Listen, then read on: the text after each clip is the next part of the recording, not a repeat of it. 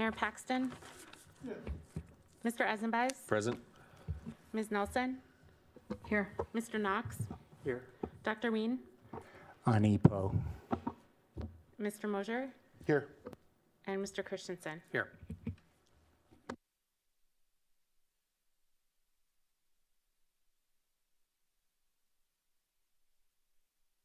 Ceremonial matters? Any special reports? No. Persons to be heard on any item not on the agenda? Once, twice? Yes, sir. Dr. Ween.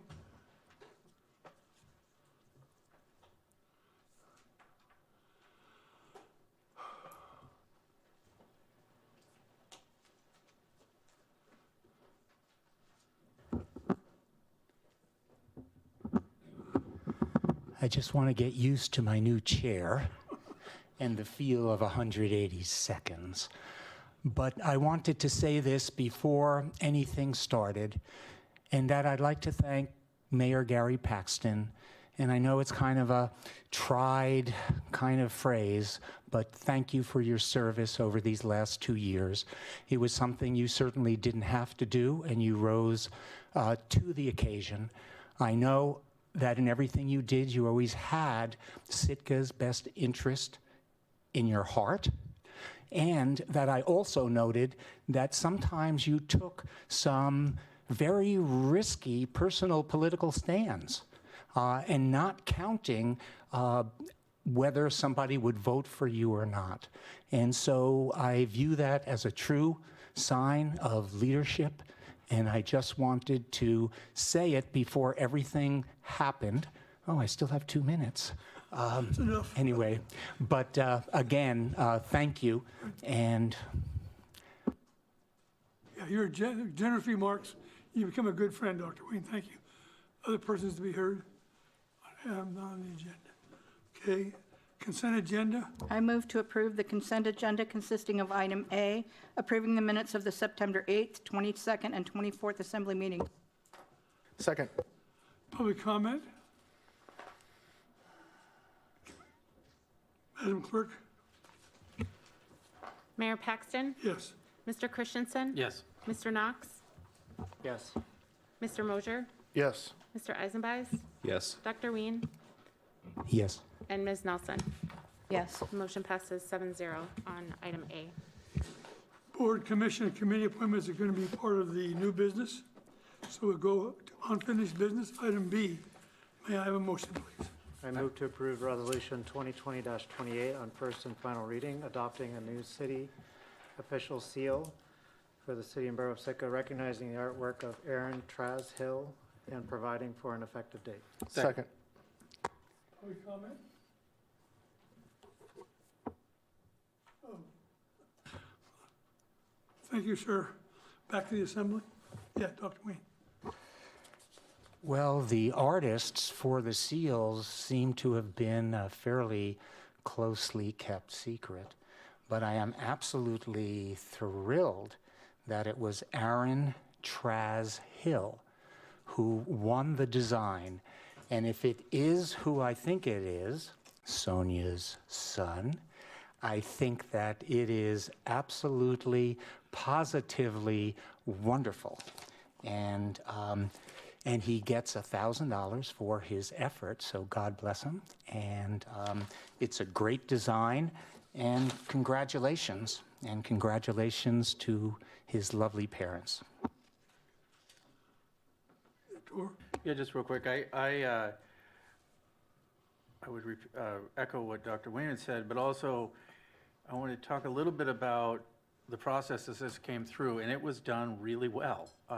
This could have been really divisive, and it wasn't. It was something that brought people together, and going through all the commissions and everything, and so lots of people got input on it, and we're going to do a phased-in approach so that there'll be very minimal financial cost to the city. It's just as we use up other things, this is going to get traded in.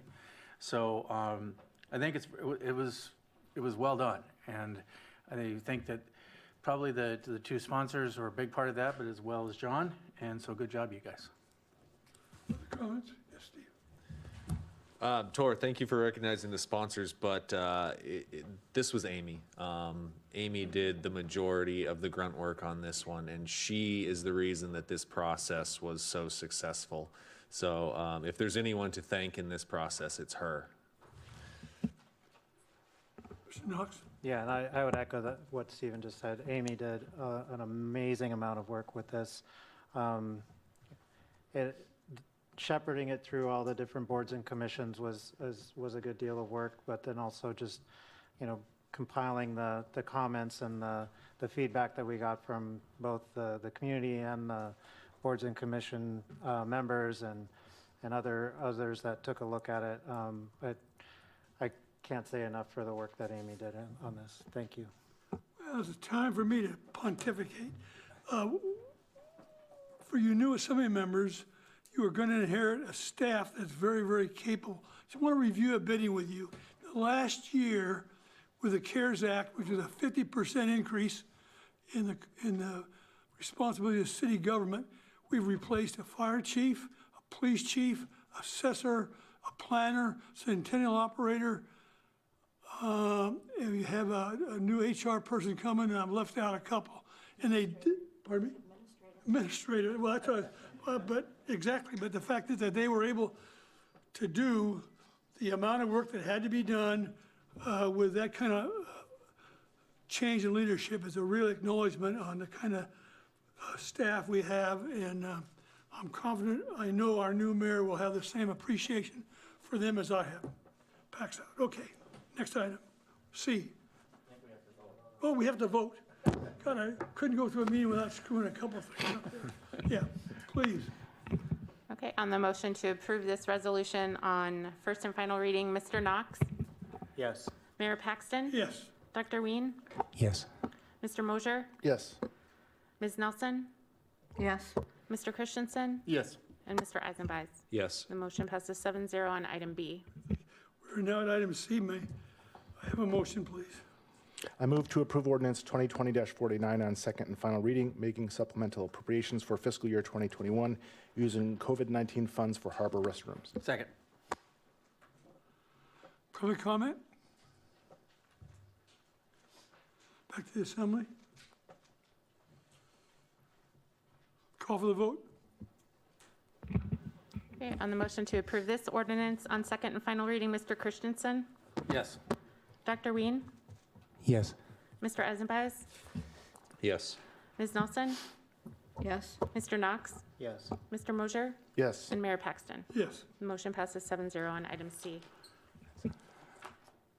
Now at item D, may I have a motion, please?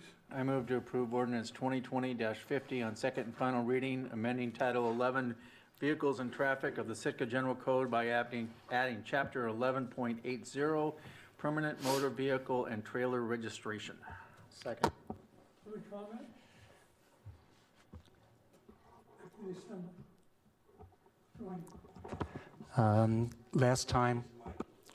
Last time we had, or at least I spoke about this. It will be taking money from the city coffers. That actually, we have a tax-free day, which is estimated to cost about $50,000 to the city, and you add this, what was it, another 40? So let's round it off to another 100. And it is something that I'm happy personally not to pay, but I think it timing is everything. And if we were sitting a little flush, it wouldn't be one thing or another anyway. I just feel that we could have waited a little bit of time before extracting more money from the general fund. So, but I'm certainly for it, since I'm not going to be paying. I'm sorry, Dr. Wayne. So at the last meeting, Steve, I think we asked Stephen, I asked if you guys had gotten, I was concerned about the fact that we hadn't gotten hard numbers from the state. Have you received that information? No, we have not. And the closest that we have, I believe everyone received an email from former Mayor Matt Hunter when he did some research on it.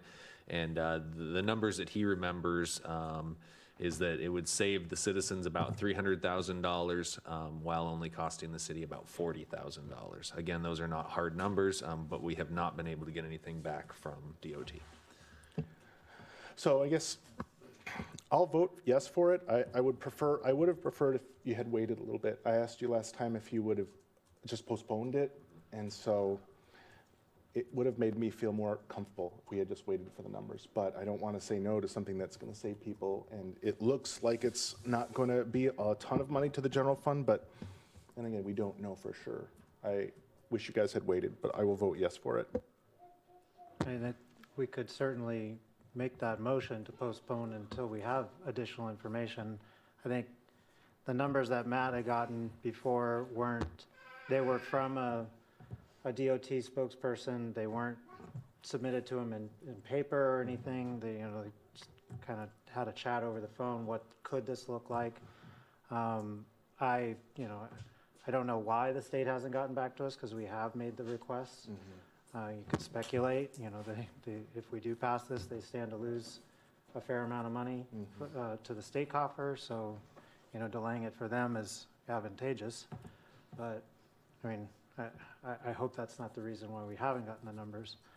The fact that it wouldn't be a large hit to the city revenue, but would be a fairly substantial benefit to the citizens is part of the reason why I was trying to bring it forward. And I've been trying to bring this forward for some time. It's just something that took a little while to get drafted and brought to the table. So, because Matt and I actually had looked at doing this when he was serving as mayor. Valerie? My concern is that we don't know the actual cost of the city, and we don't know the actual savings to the citizens, and we don't know how bad our third quarter sales tax returns are going to be, which actually is our second quarter of this fiscal year. And I know, as an accountant / bookkeeper, that the companies that I'm doing accounting for have significant reductions in the amount of money that they collected, and they have to do with bed tax and sales tax. And I would prefer that we wait until we do know. Other than that, I'm forced to be a no vote. I drove up Granite Creek several times last week. That's become a dumping ground for vehicles. I did notice today that of the 5 that were up there, 1 was removed, but there was another one dumped. And I understand that you say, oh, this isn't going to affect it. But I do believe it will encourage people to keep more of those older vehicles around.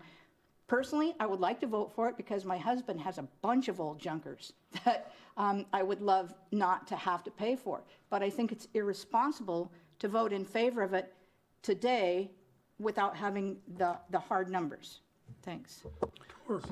Yeah, so it is really rare that we get to do something that actually affects almost a lot of Sitkans in a positive way.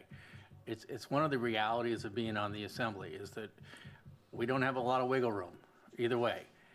And, I know that there's probably a lot of trailers out there that have expired tags just because you don't use them a lot of people don't use them that often, and it's a pain. And so this makes people's lives easier for a really small amount of money. In the picture of our general fund, this if $40,000 is going to make or break us, that's just not going to make a difference either way. But it does make people's lives better, and I think I can pretty safely say the reason why the state hasn't gotten back to us is they don't want us to do it. And with the state spending less and less in Sitka, it doesn't make me feel too bad. And I don't see how I don't think somebody's going to keep or get rid of a car because of not having tags on it. It's not going to make any difference. And so earlier somebody said that maybe this will encourage people to keep older cars, which again I doubt. But since they're in the process of kind of gutting the emission standards for cars anyway, the older cars will probably be cleaner. So anyway, I very much support this. Other comments from the assembly? Call for the vote. Okay, on the motion to approve this ordinance on second and final reading, Dr. Ween? Since this is my last real vote, I'm going to give a symbolic no, though I will enjoy not paying for my registration. Mr. Knox? Yes. Mr. Ezenbys? Yes. Mr. Mosier? Yes. Mayor Paxton? No. Ms. Nelson? No. And Mr. Christensen? Yes. The motion passes 4-3 on item D. I have a motion to approve the clerk's certificate of election. I move to formally accept the certificate of election for the October 6, 2020 regular municipal election according to the results set forth in the attached election certification prepared by the municipal clerk, and request that the official tally be included in the minutes as part of the permanent record. Public Second. comment? You got a second, right? Yeah, that was just a Public second. comment? Back to the assembly?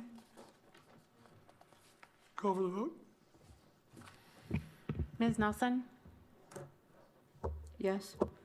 Mr. Mosier? Yes. Mayor Paxton? Yes. Mr. Ezenbys? Yes. Dr. Ween? Yes.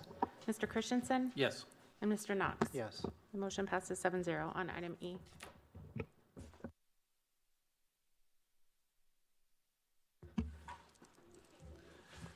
So then moving on to item F, we do have some service awards for the outgoing assembly members that myself and the administrator will present.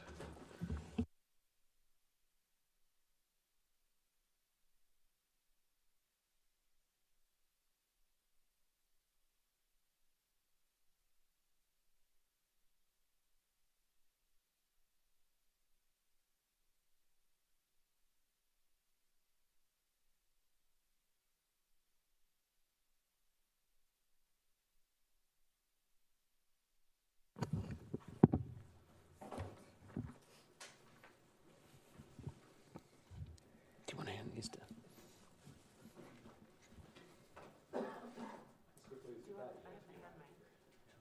Yeah, this will work. This will work. We'll go with Dr. Ween first. And then Doctor, this will be yours first. I thought age before beauty. I don't want to get into that one. Sounds like a no-win.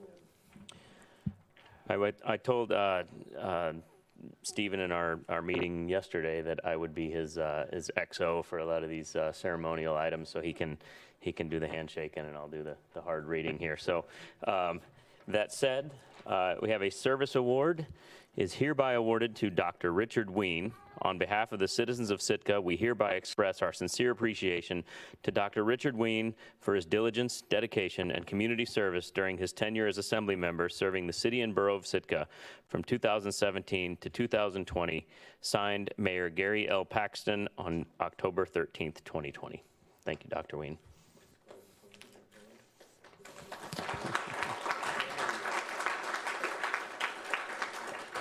Do I get to say my word? How time flies. It seems that 3 years ago was almost yesterday. Actually, it was quite a few yesterdays ago. I would like to thank everyone in Sitka for their kindness and patience. For those individuals who thought I did a good job, I'd like to say thank you. For those who were not so sure, I apologize, but I did try my best. And for those who really thought I didn't do well at all, I ask for your forgiveness, because it's a lot more work than you imagine. I have 3,000 pages of notes, hundreds of hours of recording. I have attended innumerable boards and commission meetings, as well as, if you were giving out gold stars, I think I have perfect attendance. And so it has been an honor and privilege to serve. I do have to say that I'm going to quote Bernard Shaw. who was a great wit from the past. And I'll paraphrase him. And it is this, and this is what I've learned about politics, that the more I've learned about politicians, the more I appreciated the guillotine. And so that is George Bernard Shaw, who wrote My Fair Lady, among other things. You might be asking what I'm going to be doing when the baton is passed. And what I intend to do, or will try to do, is to dust off my journalism degree, because believe it or not, I do have a master's in journalism. And I will try to serve in a different way. And so I look forward to the future. And as the Beach Boys said, and I paraphrase, I'm going to have fun, fun, fun until Daddy takes my keyboard away. So thank you again for everything, your kindness, patience, etc. I will see you around town.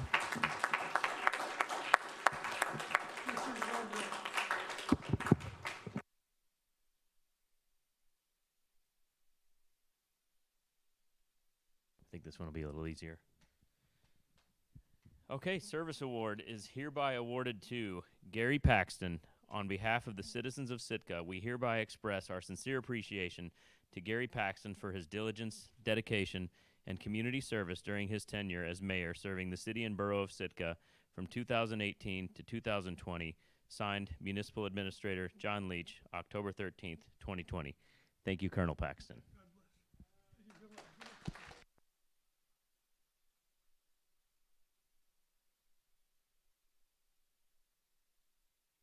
Dr. Ween is indefatigable. And appreciate all the work you did for our commissions everywhere. Last comment, I'm a soldier, I'm not a politician. God bless you all. Thank you.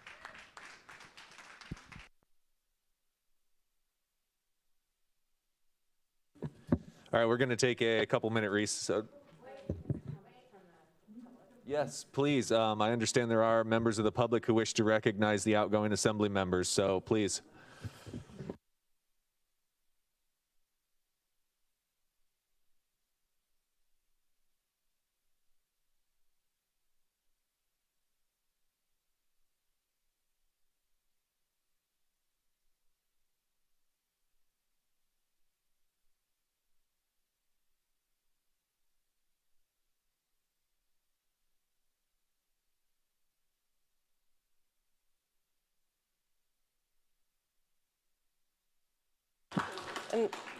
And so I was going to, I know, the homecoming queens. I just thank you for this opportunity to just gratefully acknowledge the work of the Assembly, of Mayor Paxton. And excuse me, but most especially Dr. Richard Ween. I know he hates that. I appreciated the lone no's.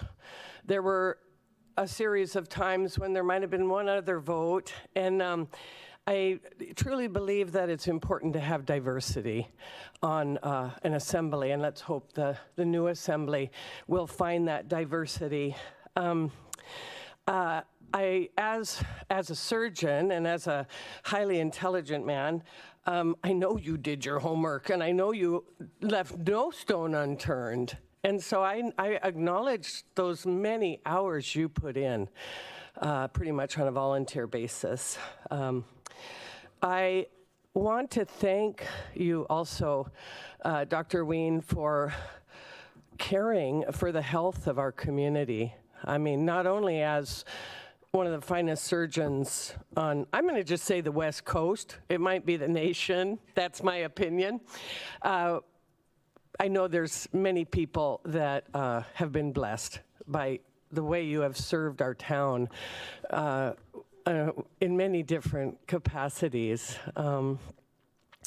And I also want to point out that for those of you that missed it, Dr. Ween has an extremely acute sense of humor, and hopefully it was not lost in all the seriousness of the assembly business. And I also appreciated that because we all need a good laugh. And so I thank you, Dr. Weem, for staying involved in serving our community. And I look forward to how that will materialize. And and I want to say, as a soldier, Gary Paxton, you run a tight meeting, and so I applaud you for that. You know. Well, I know you move things along, and that is a good thing, I think, and sometimes. And so, anyway, with that said, I just want to say that I personally have appreciated all the hard work that both of these gentlemen have put forth for our community. And those, I guess Sarah tells me we're having a recess after this, and we did bring a cake and punch. And we're gonna set it up on Baranoff Statue Rock. So anybody who would like to come out and have a little piece of cake and a little cup of punch is welcome to express their thanks to both of these fine men. And I thank you, Mayor Eisenbeis, for the opportunity to speak. Okay, thank you so much. All right, thank you. Yeah, thank you. Is there anyone else this evening to recognize outgoing assembly members and mayor? All right, seeing none, we'll take a short recess to get the room rearranged, and then we will be swearing in new assembly members. Thank you.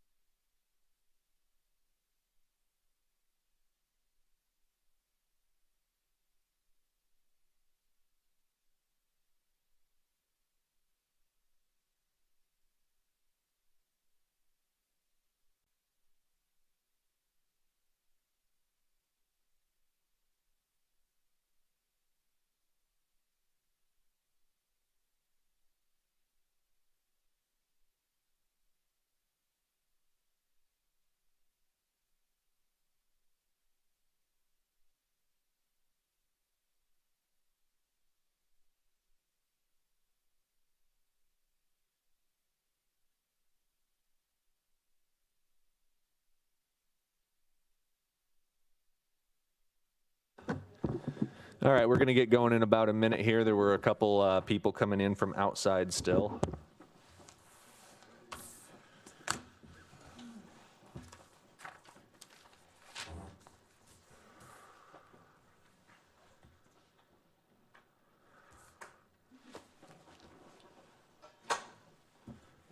Well, since it got quiet and everybody sat down really quickly, I'd like to call the meeting back to order, and we will move on to a new business item G, oath of office for newly elected officials.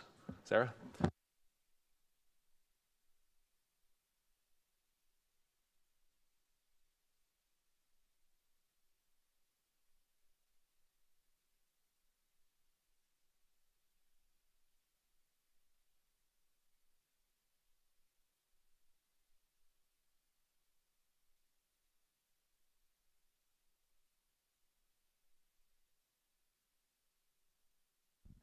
Am I on? I am.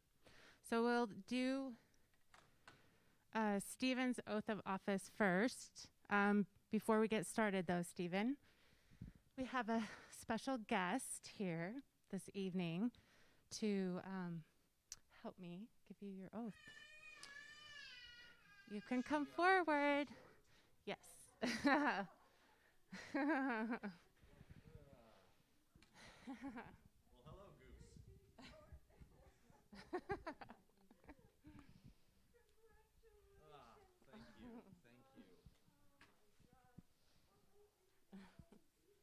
This is Granny. She has a habit of showing up at very opportune times. All right, so I'll let you hold this. Okay. All right. You can stand over here for me. Okay. All right, if you'll raise your right hand and repeat after me. I, Stephen Eisenbeis, do solemnly affirm that I will support and defend the Constitution of the United States of America, the Constitution of the State of Alaska, and the laws and ordinances of the City and Borough of Sitka, and that I will faithfully discharge my duties as mayor for the City and Borough of Sitka to the best of my ability. Congratulations. Thank you for being here. Well, hello, Goose.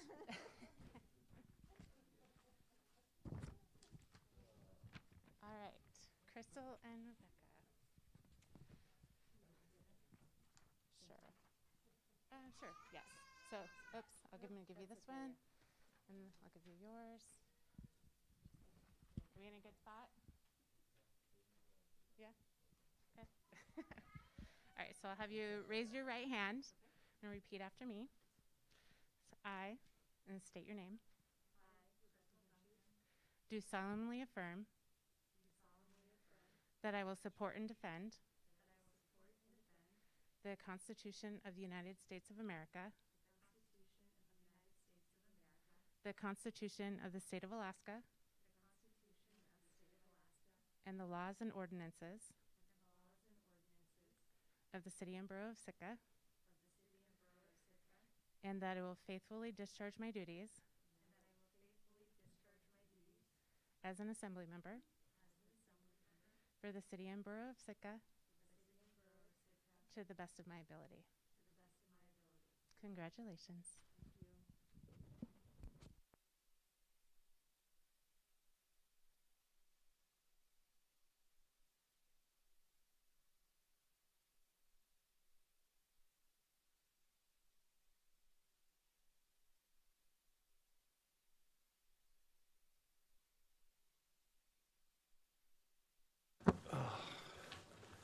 All right, well, good evening, everybody, and welcome.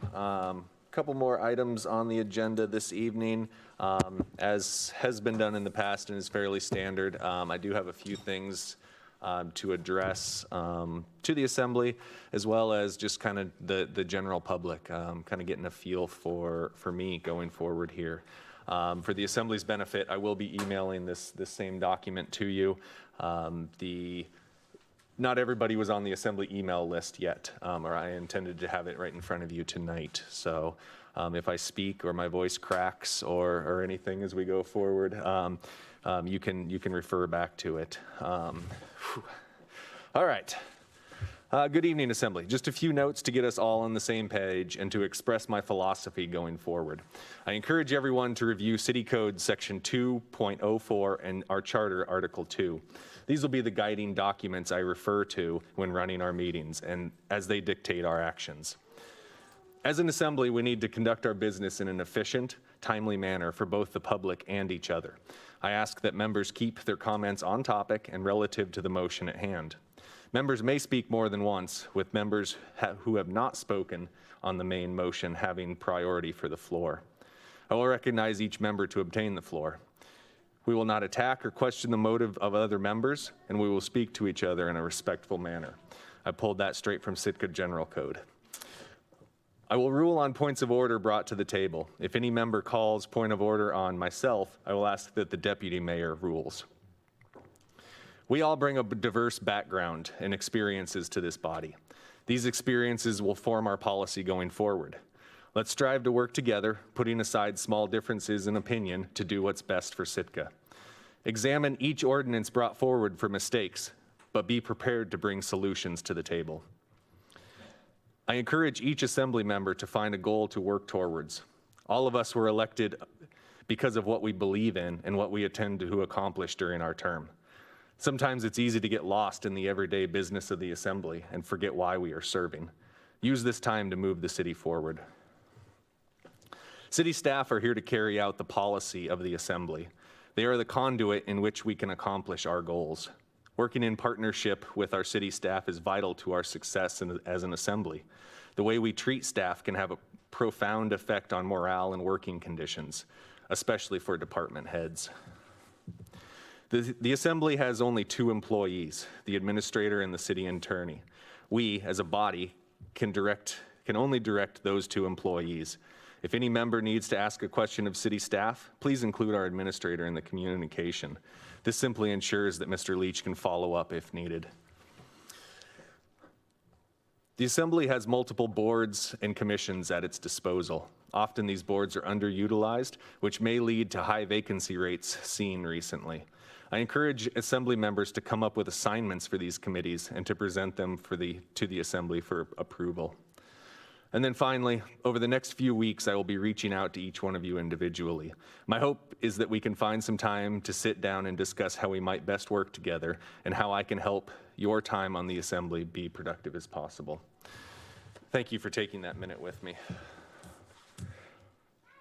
All right, we'll be moving on to item H. Can I have a motion, please? I move to approve a standard marijuana cultivation facility license renewal application for Jeremy J. Erickson, DBA Vern's Wicked Weed, and forward this approval to the Alcohol and Marijuana Control Office without objection. Second? All right, it has been moved and seconded. Typically, this item would be under consent agenda. It is a little bit odd tonight due to new business. So for the new members, we will see renewal for marijuana cultivation licenses under consent agenda. Is there any public comment on this issue? Seeing none, is there Assembly deliberation? No deliberation. Sarah, roll call, please. Okay, on the motion to approve this item, Mr. Mosier, Yes. Ms. Nelson? Yes? I actually need to change roll call sheets, just 1 second. Do you need us to take a recess, Sarah? Nope. Okay, thank you. All right, so Mr. Mosier, Ms. Nelson, Mayor Eisenbeis, Yes. Mr. Christensen? Yes. My mic's not working. Okay. We'll get you squared away here. Mr. Knox? Yes. Ms. Duncan? Yes. And Ms. Himshoot? Yes. Okay, the motion passes 7-0 on item H. Thank you. Moving on to item J. I move to reappoint Max Rule to a 3-year term on the Investment Committee in the category of alternate. Second? Thank you. Item I have been corrected. Thank you much. It's been moved and seconded to reappoint Max Rule to a 3-year term on the Investment Committee. Is there any public comment? Yes, please.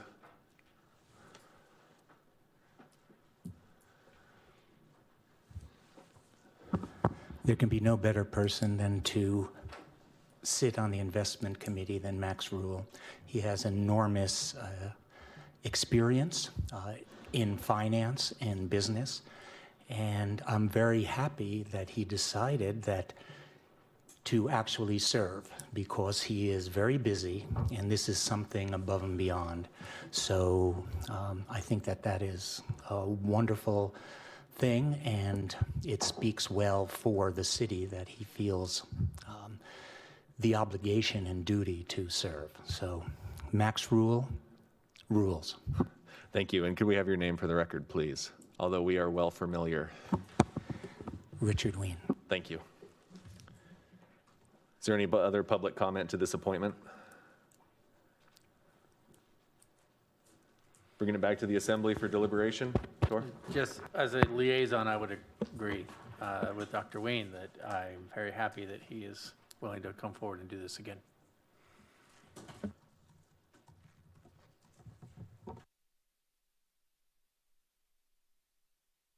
Sarah? Okay, on the motion to reappoint Max Rule to a 3-year term on the Investment Committee in the category of alternate, Mr. Knox, Yes. Mayor Eisenbach, Yes. Ms. Himschoot, Yes. Mr. Mosier, Yes. Ms. Nelson, Yes. Mr. Christensen, Yes. and Ms. Duncan. Yes. The motion passes 7-0 on item I. Okay, now we're on to item J. I nominate Adam Chalinsky and Catherine. Back up Back up. Next one. I move to appoint Chris Yestad to an unexpired term on the Gary Paxton Industrial Park Board of Directors. Second. Sorry about that. It's been moved and second to appoint Chris to an unexpired term on the Gary Paxton Industrial Park Board of Directors. Is there any public comment to this appointment? Please.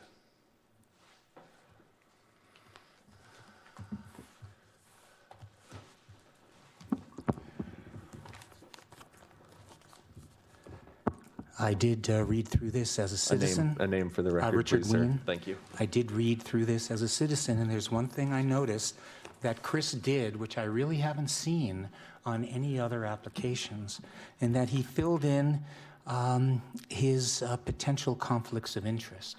And I thought that was a compliment to him to bring these forward.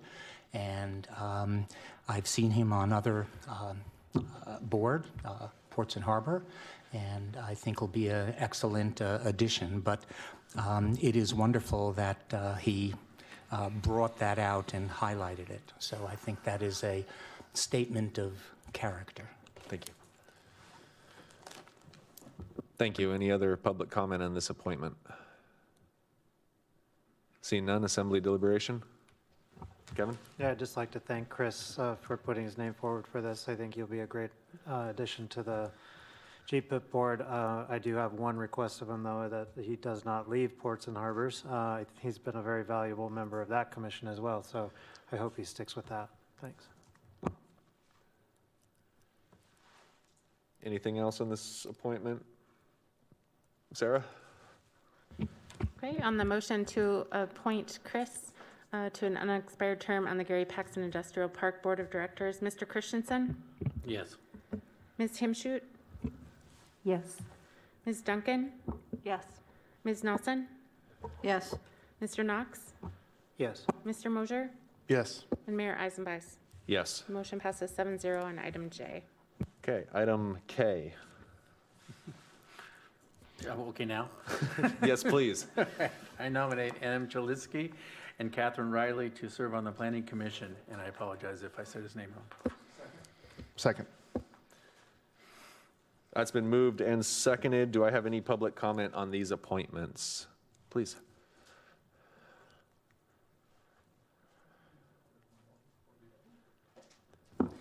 Chinalski. Adam Chinalski and Catherine Ryan are both submitting their names for the Planning Commission.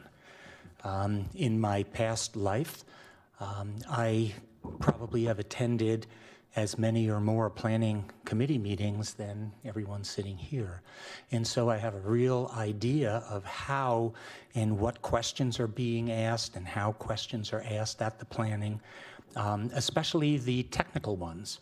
And it is always refreshing when people who are sitting on the Planning Commission are knowledgeable about the various codes and et cetera that go with making these decisions.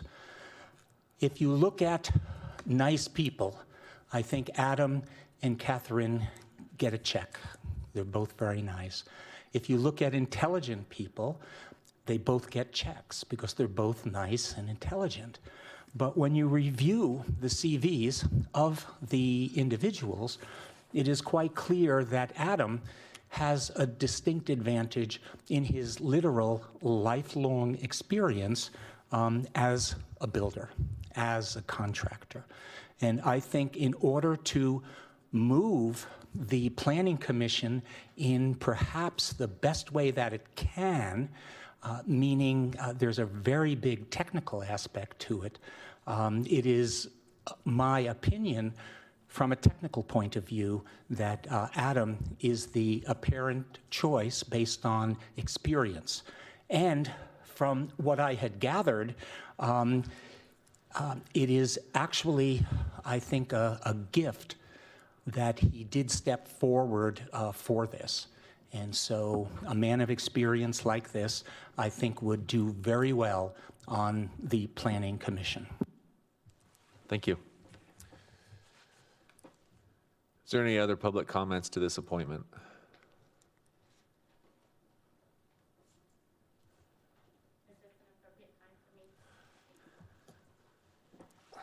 Sarah, are applicants typically allowed to? Okay, yes, I please. mean, I was either that or we could ask them both to come Exactly, up. that's what I was I mean, I was planning on thinking, doing that but anyway. Am I jumping the gun? You're welcome to speak for 3 minutes if you like.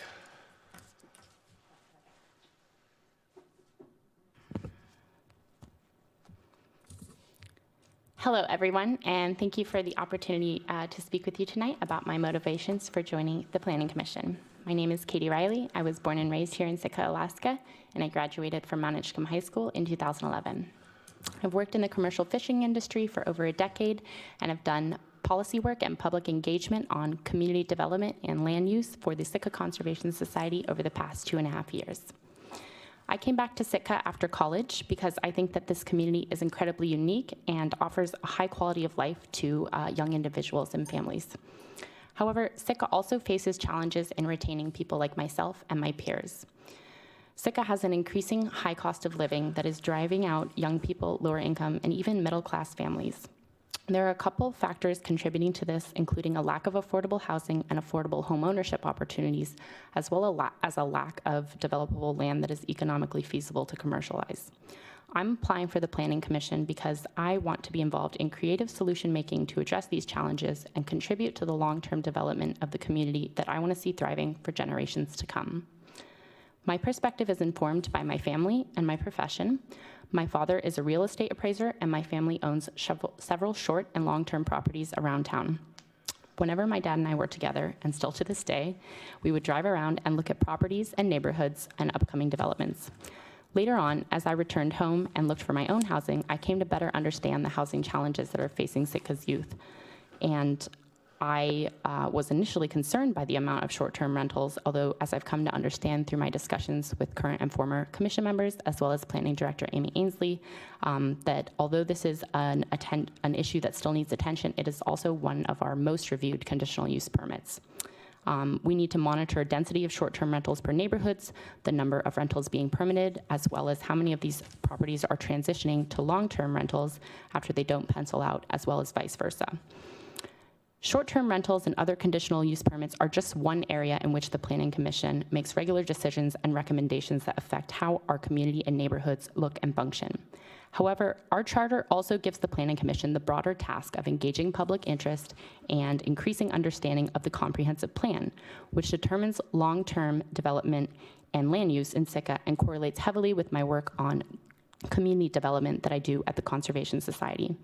This work focuses on finding proactive, pragmatic policies to address affordable housing, reduce costs, leverage funding, develop businesses, and stimulate creative land use. Our comprehensive plan is the legal basis for our zoning code. The decisions and recommendations being made by the Planning Commission are not just one for one building or one area.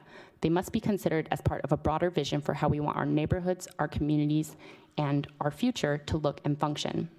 As a commission member, I would make sure to focus on integrating fairness, equity, and access to a broad range of Sitka's residents. And I have the time, energy, and forward thinking to contribute towards planning a prosperous future that incorporates the needs of all of Sitka's residents. Thank you. Thank you for your comments. Is there anyone else from the public who would like to speak on this? Please.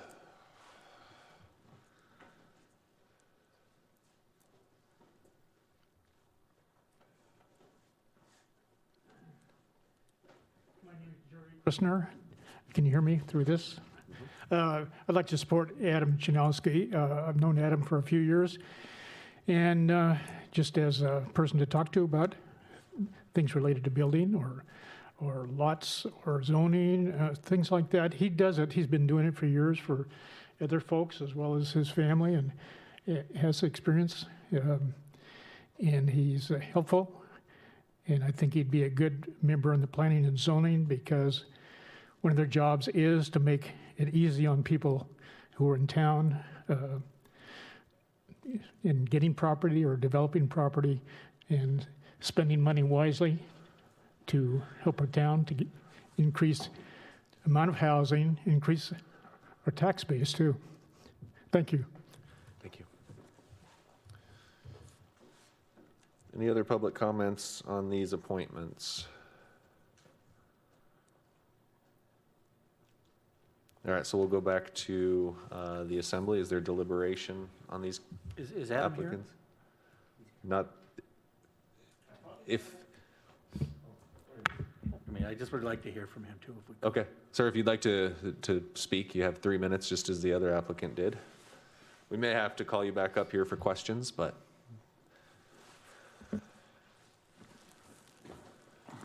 Hello, my name is Adam Hinalski.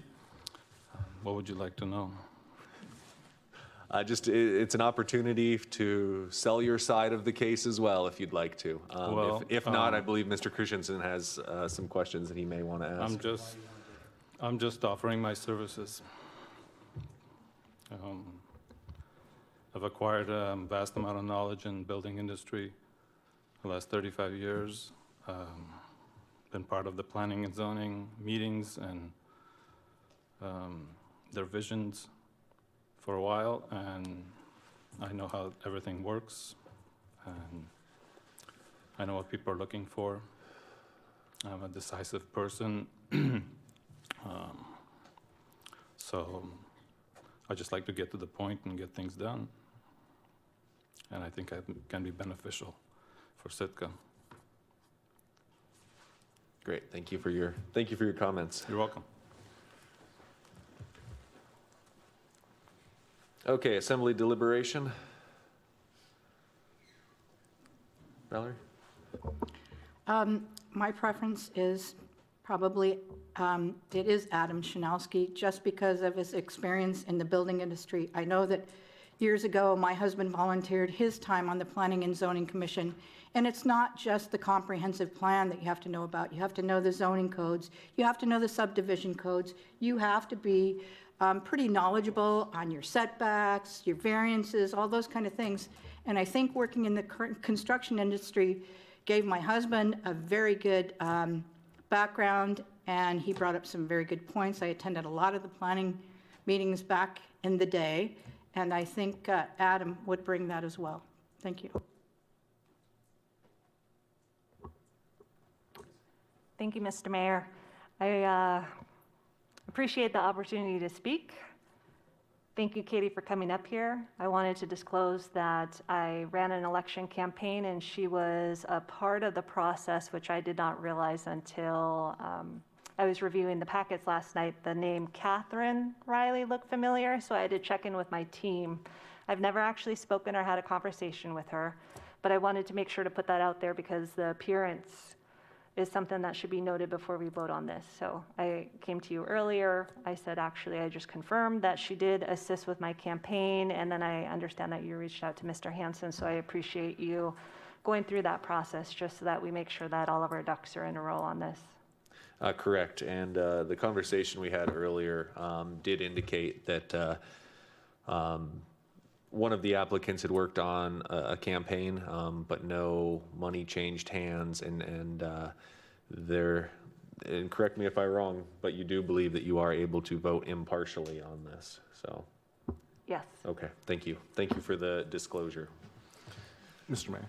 Please. I'd like, so thank you, both applicants. I know them both a little bit, probably Adam more than Katie, but I do remember Katie from back when she was in Ventures and I was a teacher, so that makes me feel a little old. I think that she is a wonderful person, as well as Adam. I think Adam is a kind of a modest person, so I don't think he really kind of presented himself well. I mean, you spoke well, but you weren't campaigning or anything. What I'm trying to say is you're a lot more skilled and qualified than you presented. I think you both have great intentions and great hearts.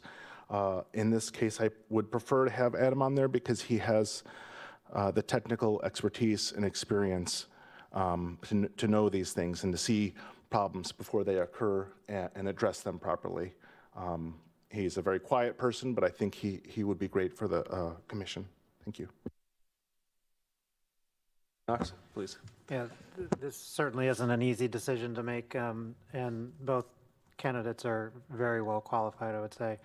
One thing that I have been mulling around in my head about the work that the Planning and Zoning Commission has in front of it and the work that it does on a regular basis, I think Amy brings an incredible amount of expertise and knowledge and also research. She does an excellent job of making sure that commissioners are well aware of the things that they need to consider within any of the decisions that they need to make at any of their meetings, whether it has to do with a variance or a conditional use permit or considerations of zoning. And considerations around zoning and land disposal are going to be things that I think we're going to be seeing a lot more of in front of the Planning Commission. For that, I tend to lean a little more towards Riley's application or Katie's application,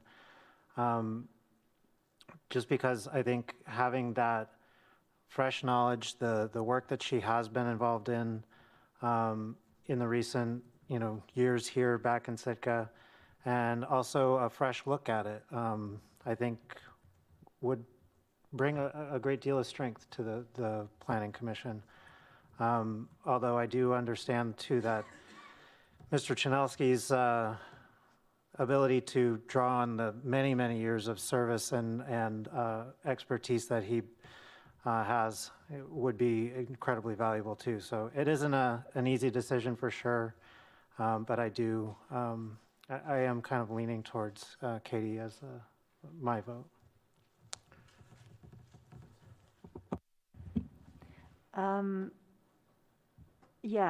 So I found myself, first of all, realizing that there is no such thing as an easy assembly meeting because there's always going to be a hard decision at every meeting, if not 20 hard decisions. So in this case, I'm finding this to be a really hard decision because I looked up what the Planning Commission does. And the, so to speak, day-to-day operations do have a lot to do with the body of knowledge that Mr. Chinelski has. But Katie reached out to me and did some homework, which I appreciated. And I feel like there's a lot more room for young people to be participating in our processes in Sitka. So I'm going to support Katie on this one, and not for lack of other qualified applicants, but because I think she brings a little bit more of what I'm looking for, is a Planning Commission that's doing more than just, I don't want to say just, that minimizes, that has a broader scope than looking at variances and that kind of thing. And I'm looking for some leadership there, the perspective of youth, and a lifelong Sitkan swing me ever so slightly over to Katie. So that'll be my vote. Well, in one way, this is really hard. On the other hand, this is a win-win. I mean, we can't go wrong here, which is nice. But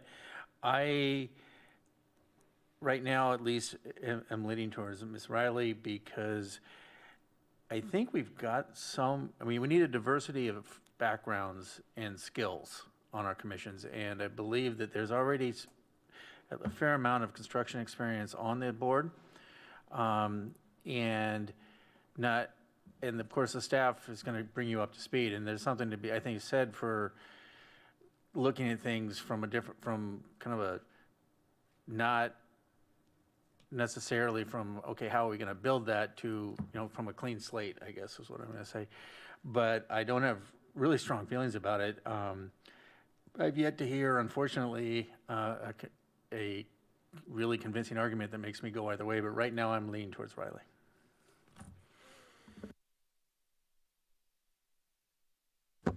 Further deliberation, please. I'm sorry to speak a second time, but I realize I referred to Katie as Katie, and it should have been Ms. Riley, and I just want to correct myself. If it's Mr. Hanowski, then it's also Ms. Riley, so I apologize, Ms. Riley. Thank you. Anything further from the assembly before we vote? Sarah? Okay, so I will call the vote by random order, and if each member can be prepared to list their candidate of choice, and then the applicant receiving 4 votes will be appointed. Mr. Knox? Ms. Riley. Mr. Christensen? Riley. Mayor Eisenbach? Riley? Mr. Mosier? Hanowski? Ms. Himshoot? Ms. Riley. Ms. Duncan? Ms. Riley. And Ms. Nelson? Mr. Shanowski. Okay, Ms. Riley has received 5 votes, Adam 2, so Ms. Riley will be appointed, or is appointed. Thank you both for your applications. Moving on to item L. I move to approve ordinance 2020-51 on first reading, making supplemental appropriations for fiscal year 2021, Alaska legislative grant for Green Lake Phase 1 supplemental capital project. Second. It's been moved and seconded for a supplemental appropriation. I'm sure we'll get a little bit from Mr. Leach here in a second, but is there any public comment on this? Seeing none, Mr. Leach, would you like the floor? Yes, Mr. Mayor, thank you. I'll give the quick summary here. In 2012, we secured a $770,000 legislative grant for exploratory work at Tacats Lake. Of that, there were $395,000, a little over $395,000 remaining on that grant, and after multiple requests to reappropriate that to other purposes, we were approved to reappropriate that to our Green Lake Phase 1 efforts. So this is just a basically moving the money to another pot to use, and it will reduce our burden from our general fund, actually not our general fund, but it will reduce our burden to complete that Phase 1 project, so it helps us out. Yeah, great, thank you. We will have almost $400,000 here towards our Green Lake project that we won't have to come out of ratepayers' pockets there, so this is definitely a good thing. Is there any, let's see, we did public comment, let's go to the assembly. Is there any just deliberation on this? And this will be first reading. Seeing none, Sarah? Okay, on the motion to approve this ordinance on first reading, Ms. Himshoot? Yes. Mr. Christensen? Yes. Mr. Knox? Yes. Ms. Duncan? Yes. Ms. Nelson? For Dr. Wayne, no. Mayor Eisenbach? Yes. And Mr. Mosier? Yes. Okay, the motion passes 6-1 on first reading. All right, and then we're moving on to item M. Item M is a discussion, direction, decision on a marine haul-out strategy. So Assembly members, in your packets tonight, we do have the information compiled by our administrator. Tonight, if possible, the administrator is looking for some direction in one of 3 directions, if I can find that here. Looking for the Assembly's thoughts on going forward with a full private sector development RFP, a partial private sector development RFP, or a CBS developed haul out. So if our discussion leads us in any of those directions by the end of this evening, that would be great. John, would you like the floor again on this one? I can. Thank you, Mr. Mayor. One thing I'd like to point out when this says discussion, direction, decision, I need to make it clear that we are not making a final decision on the outcome of our haul out. We're looking for a decision or just some direction on a strategy for how to move forward with this. So to put it bluntly, we don't have enough money to build a haul out right now. We need a slip, we need a wash down pad at a minimum, and we need to be hauling boats as quickly as possible. We've gone out to RFP before, and the RFP was very broad in its first attempt, and it was a lease or sell, and we said there were some funds available for some investment that we were able to loan. And I think most of you know the history on that one. So we rejected the bids for that for the first proposal because it went outside the as we negotiated, it went outside the scope of the original bid. So we're left again with the need for a haul out. We failed in our attempt at a build grant. So we're left with the same pot of money, a small amount of money, and we're looking for ways to move forward with this task force and working group that we've got kind of on standby. But I don't want to put that working group moving towards something until I know where to send them. So our 3 choices really are a full private sector development where we essentially sell the land and hand them the keys and say, build us a haul out. Our second choice is to go out to RFP again, where we will lease the land, we will have some controls over it, and there might be some loanable funds available from the city for someone to develop that, and we'll put some restrictions on land use. And then the final choice is city builds, owns, and operates the haul out themselves. The reason we're looking for some direction here is there'll be drastically different RFPs when they hit the street. So it takes a lot of time and effort to develop these proposals, and we're just looking for which direction the Assembly would like to move. Thanks. Yes, thank you. Tor? Well, yeah, I was a liaison to the GPIP and a lot of discussion about this. If I can go through them and give me a little leeway here. So the pure private is probably a non-starter, because even if we said, hey, we'll give you the land, with the chances of somebody running with that in something that we would find acceptable are extremely small. The only way something like that would work is if that person was then just going to provide all the services, because as I understand it, and everybody I've talked to says, they don't make any money pulling boats out. They make the money doing the work on the boats. And so if we want to go pure private, they're going to want to do all the work on the boats, and our local people will have a hard time getting in there. Not saying they won't be able to at all, but they'll have a harder time. And as far as if you go to pure public, we kind of have the same issue. We don't have the money, and we don't have anywhere the money. We might possibly get another, we'll reapply for the build grant and other grants, and it could come. But even if we get the money, we're not going to be able to run it at a profit as a city. The fact is that private industry can build things cheaper than we can. And that was why McGraw was willing to put forward that first proposal, because they have a construction company and they could build it a lot cheaper than we can. So I think the real question is, okay, what would a public-private look like? How much of, if there's a spectrum between almost fully public and they just run it, or almost completely private. And my personal preference would be more towards the private side. One of the ideas that has been thrown out is that we build the washdown area.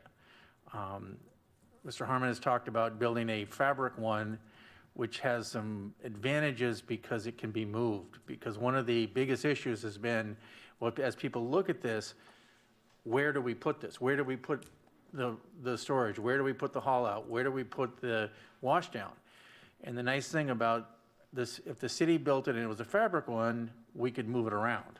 Not necessarily easily, but it could be done. Whereas, and then hopefully if it's been running for a while, we may then take the time to chase the grants for a full-on cement one that would, in the meantime, this is much cheaper, and we get to figure out where it really should go, because we're just going to be taking our best estimate as to where it should go, and then it's going to be it if we build it with cement.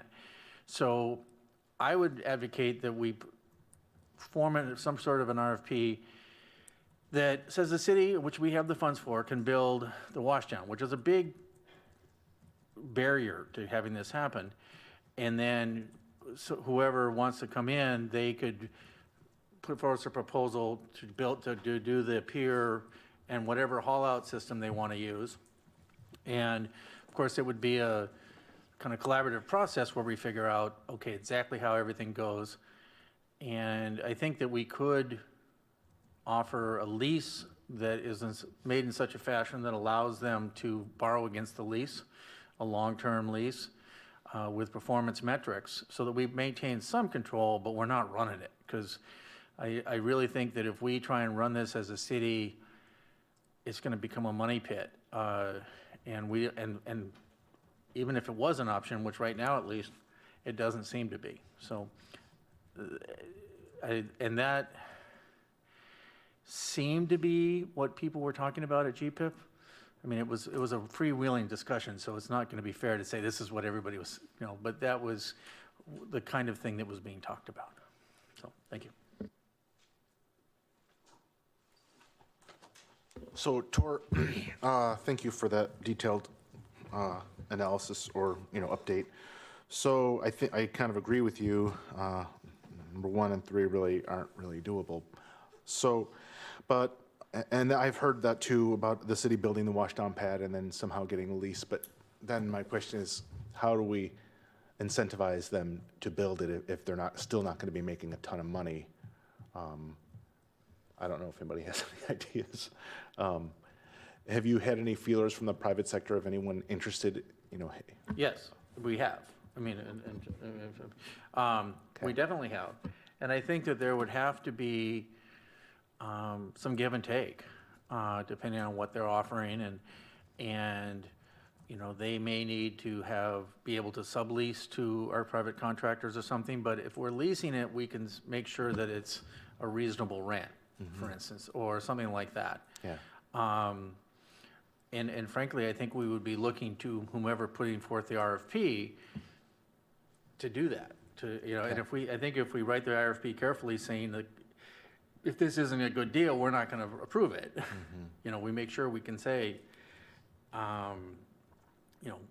we can and will not approve this if we don't like the deal. Okay. I'll let Brian do the language on that.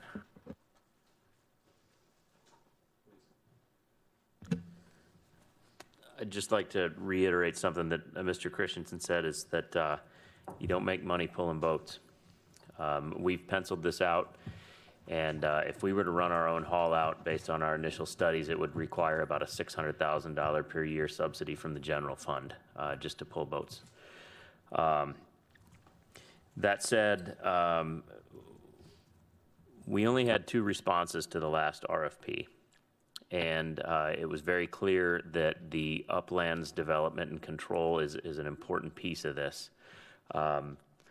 Knowing that we don't make any money pulling boats, that's the same for the private industry. There has to be some sort of investment, and we need to be very strategic on how you put caps on what they can and can't do, because we want to also not scare them away. So if we find a good proposal, we really need to dial in that RFP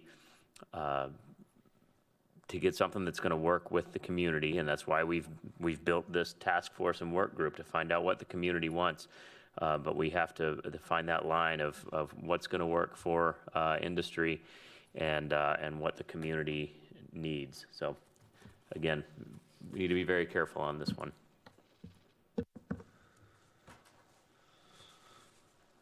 Any other thoughts, please, Kevin? I think the takeaway from this is that, I mean, most would probably consider a public-private partnership the road that we need to explore more. But it is clear that there are so many different options out there that, you know, that could take, but we do need to dial it in, and the task force really is going to be, it's going to be the one that really examines most of that coming forward. I think unless you need more, and then unless I guess there's a different opinion here, I think that's the direction we need to take. And I guess one concern that I have on a public-private partnership is that at times we tend to want to control too much. We want to maintain too much because we want it this exact way, while a contractor comes in and says, well, that's not what I'm here for. I'm here to do it this other way. So I guess if we do go down this road, just an openness from the body to consider what is presented in front of us. It may not be the dream that we had initially, but if someone's willing to step to the plate, I think we should give that some due consideration. Because we need help on this. I think that's very obvious. I think getting the hall out is a critical component to the success of Sitka in the future here. So we definitely need it, but I think it's going to have to be a game of give and take. And I don't think that we're going to win on all aspects, and I don't think a contractor is going to win on all aspects. But in order to get this put in, there's going to have to be a lot of give. Definitely a lot of give. So at that point, we'll need to decide, is controlling the land our most vital part of this, or is getting the haul out put in? And John, can you correct me if I'm wrong, but last RFP was the full private, essentially, correct? The last RFP was an either or. They could lease. It was a sell or lease type RFP. And the proposals that came forward were both leases, but one of them was very comprehensive and wanted control to sublease the Uplands property. Okay, thank you. So I definitely have heard a lot of support for a partial private sector development RFP. I don't think we need a motion. John, would you prefer a motion to go forward on this? Okay, but I do want to hear if anyone is opposed to this going forward, because this is the direction that now we are sending quite a few people marching down. So if anyone has an opposition to it, I just want to make sure that we're all on a basic same page here, please. I guess I'd like to understand the next steps. Is this our only chance to set direction on this? When does this come back to us, and what are other opportunities to steer a different course? So most definitely will not be our only option to look at this, but so we will get an RFP. John, if you could, please, I'll just let you. I'm gonna make some guesses on dates. I don't have the old memo in here where we laid out the timelines, but pretty much we want to have stage one completed by the end of April 21, which means we're putting out a bid package and ready for somebody to sign a contract and move forward.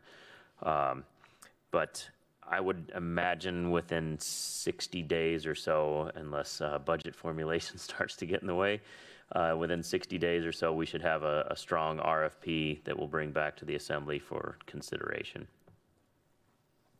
Thank you. And does that answer your question? Okay. Mr.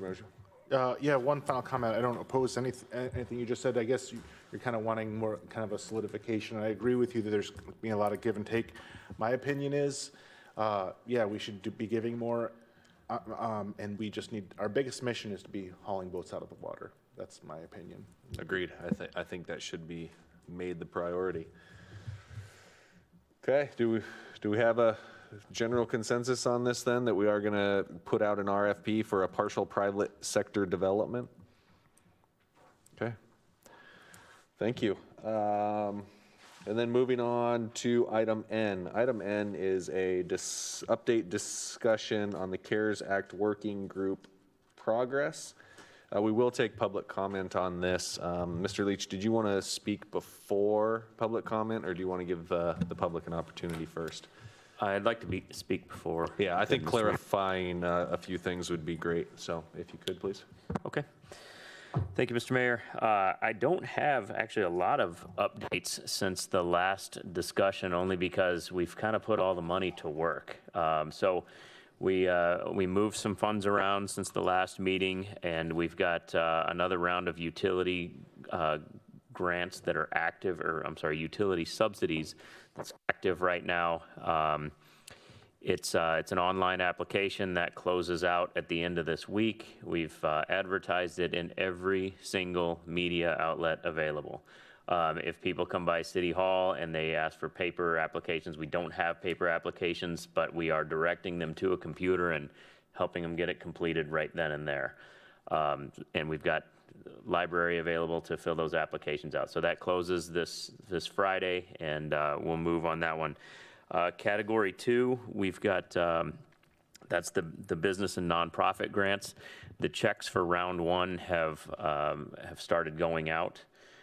We've got, I want to say close to 100 of them or so that we're still doing some final verifications on sales tax and just some of the data that came along with those applications. But they're moving along, and then there's going to be a handful of appeals. As you remember, when we started this, applicants had the choice if they felt that they qualified for more than what was available in the grant application, they could immediately request an appeal with the assembly, or if their amounts were adjusted based on our review, they could ask an appeal after they appeal to me. So on the 20th, we have a special meeting set for that first round of appeals, and you should be seeing that information soon. The public has till tomorrow at noon, I believe, to get their notification of appeal into us, and then we'll put that on your agenda.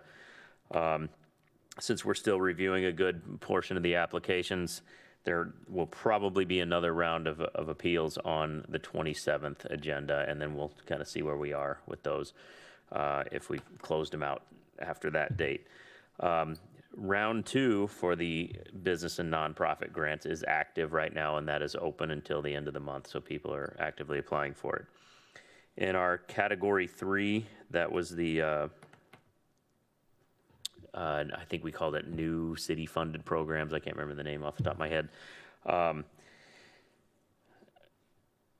The only updates I have is the transitional employment program, and I might have my numbers wrong because I'm giving you the numbers that I had when I wrote my notes down here. I think we have 11 employees now hired in the city working through that one. I'm sorry. 19. 19? Yeah, that's what Michael Okay. reported today at Parks and Rec. Okay. So it sounds like 19 then. And also I checked the Alaska Housing Finance Corporation website for the mortgage and rental relief. And this morning, there were 242 applications in there. I'm sure that's changed by a couple right now. I think that's all I have for updates. Like I said, the rest of the money is working right now as planned. Actually, no, Ms. Nelson brought one up. It's in the paper for, we're looking for proposals for somebody to come in and help with the first floor that we had planned as part of the city mitigation efforts, the $1 million.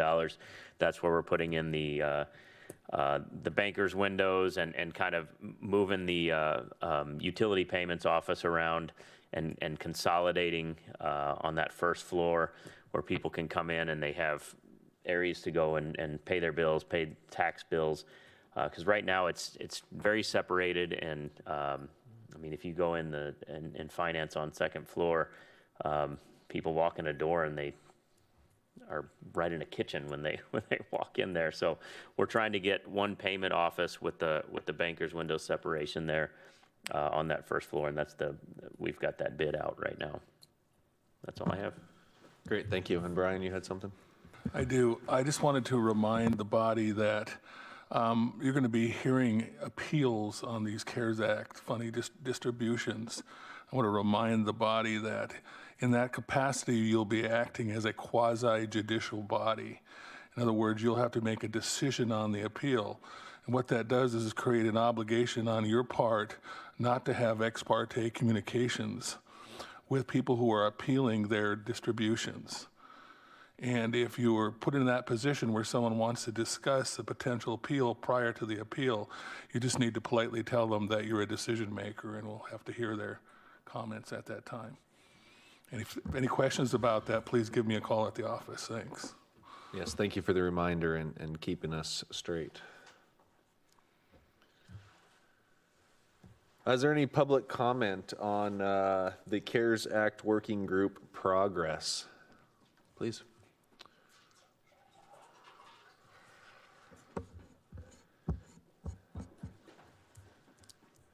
Richard Ween. Not only do I like, calculus and algebra, but I also like arithmetic. I received something from the Salvation Army which said that if you gave $16, it can supply 7 meals for Thanksgiving. Anyway, in the CARES Act, $250,000 was originally allocated for the homeless. And there was a suggestion made by myself to take that $250,000 and buy food cards and distribute it to those individuals, organizations, to supply food. $200,000 of that money was eliminated through this last assembly from the homeless. Now, the arithmetic comes in because $250,000 to the Salvation Army represents 137,000 meals. And if you divide that even further into how many meals per day, how many so forth, it can go for an incredible length of time. And so that is just my sadness that that money was allocated. And I hope that if there is truly $50,000 left, that is turned into something like the food cards and given to the individuals, meaning the Salvation Army, St. Greg's, St. Peter's, et cetera, who do give meals in order for them to supply some of the most vulnerable people in Sitka. So 137,000, that's a big turkey. Thank you. Any other comments this evening on the CARES Act Working Group progress? Okay, bringing it back to the Assembly.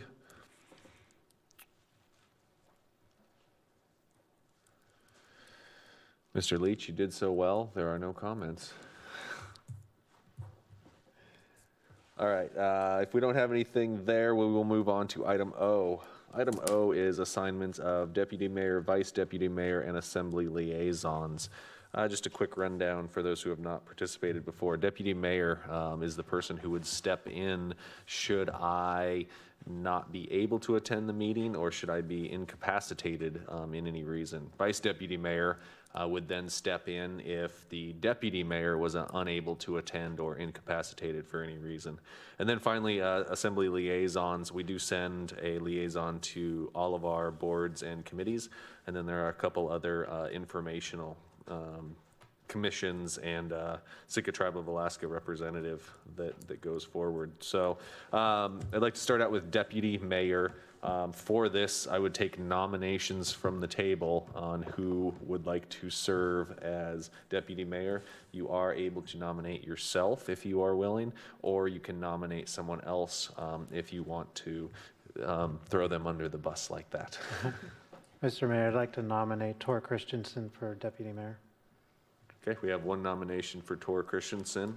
Would anyone like to nominate anyone else for that position? I'll second myself.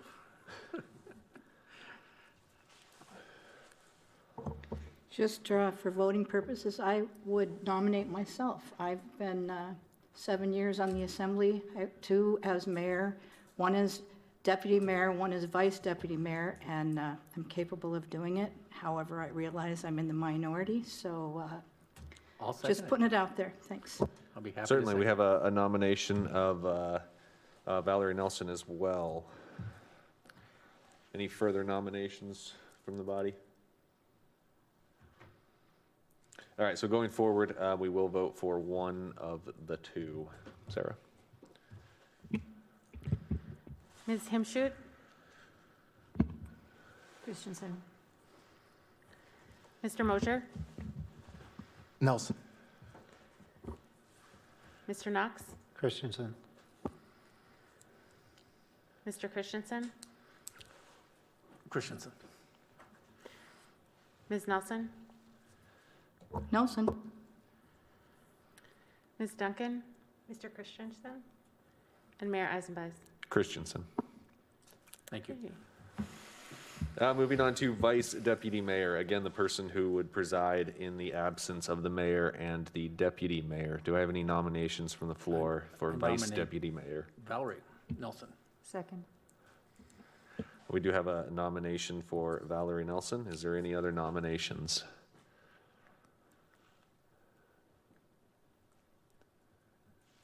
Seeing no other nominations, congratulations, Valerie. I'll save the city money because I still have my old business cards.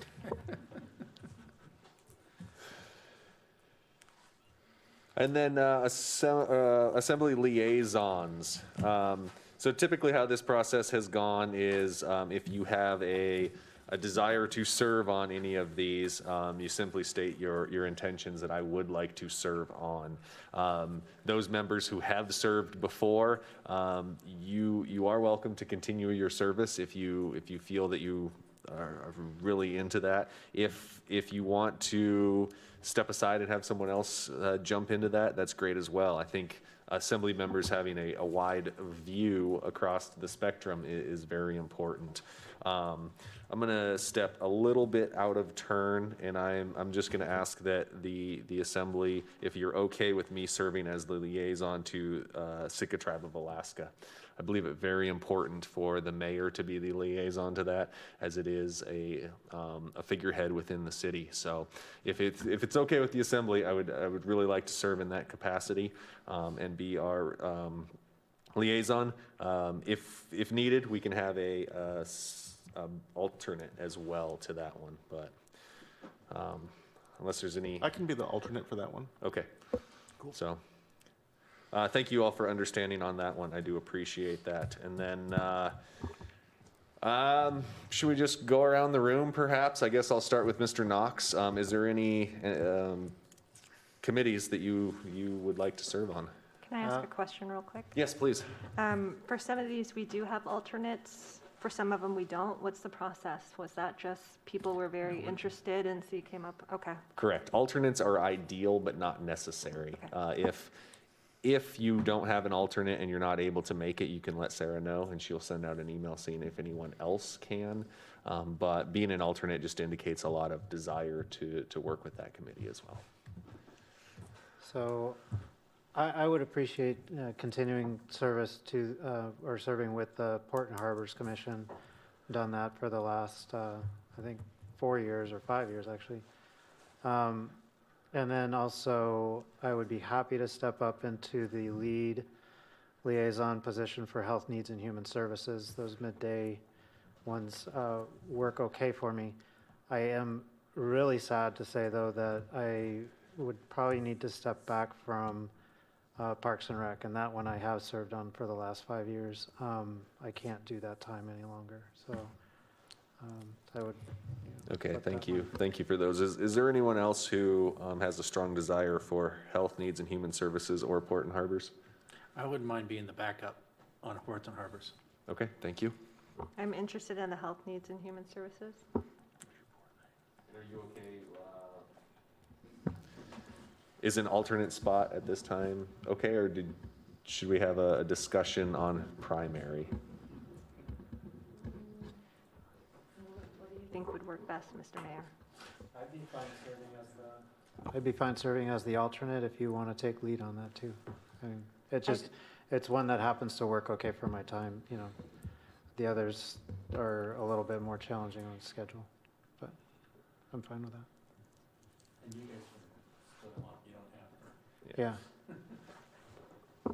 Okay, so I will, we'll put Mr. Knox down as primary. However, we will understand that both of you will be serving in that capacity. Mr. Mosier? How much time do you want to give us? Well, I'm glad we're having this discussion. My first year, I absolutely attended every single one, and I started that way this year until COVID hit, and we had so many meetings at the assembly table that I kind of took a step back from attending every liaison meeting because, you know, I am married and have children, so wanted to see them. So I feel kind of like I haven't been the very best liaison, so I'm willing to give up my current spots. I'm currently on the school board,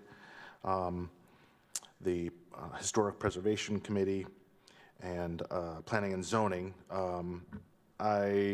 Kevin's not doing Parks and Rec. I could take Parks and Rec. Yeah, you say you don't get to give them all up. That's not an option. Well, he can give them up, but he has to take some back Yeah, as well. I mean, so. I'm totally flexible. What I'm trying to say is, if people want something, go for it. I could do Parks and Rec, and I guess I'm more interested in see what other people want, and then I could. Okay, and we can, so we can put you down for Parks and Rec at this point, and we can definitely come back to you as well. Okay. Yes. Could we go back to health needs? Uh-huh. I guess I thought Crystal was going to be primary, but are you alternate? And Kevin is primary? I thought it was vice versa, reverse, but I just wanted to clarify. Let's go with that. Okay, so Crystal will be primary for health needs. Okay. Thank you for clarifying that before we moved on. Anyone that you might want to serve on, that you might have an expertise in? Well, and this is where I welcome the input of the body, because obviously I feel drawn to the school board. I have quite a bit of expertise in the workings of the school district. I also think it's important for other people on this body to get to know the school district, so I see value in me not doing it. It's a little bit lighter learning curve for me than some of the other appointments, and so I would be willing to do school board pending the rest of the body thinking that that was a good idea, or no one else on the body saying, I really, really want this one for myself.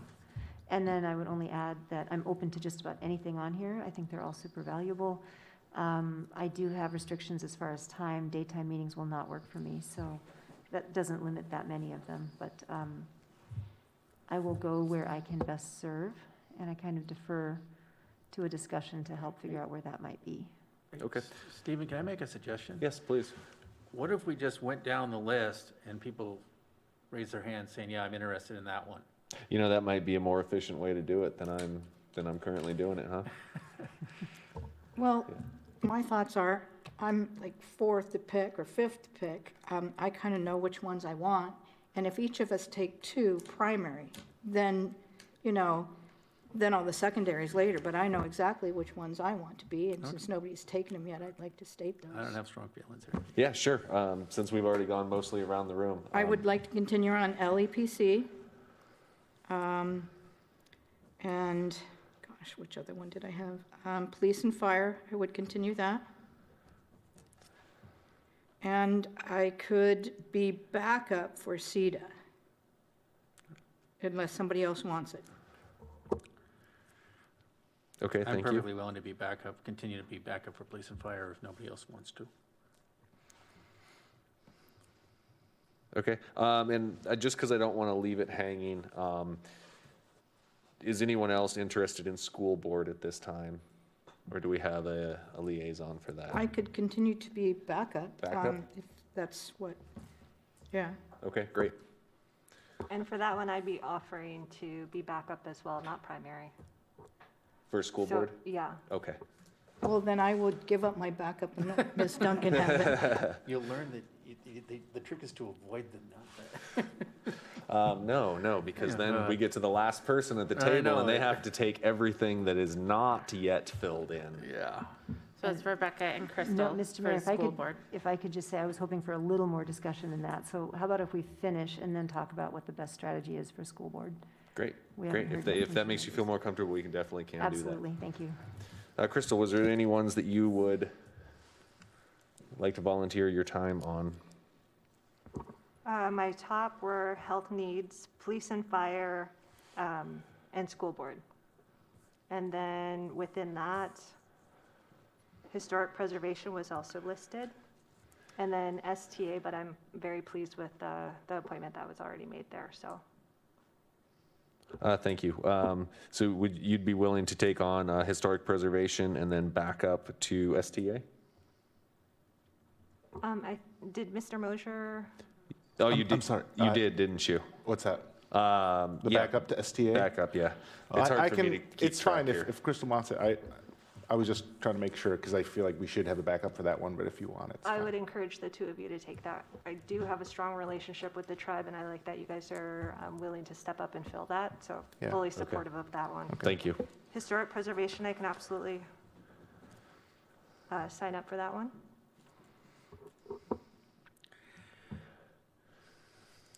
Mr. Christensen? All right.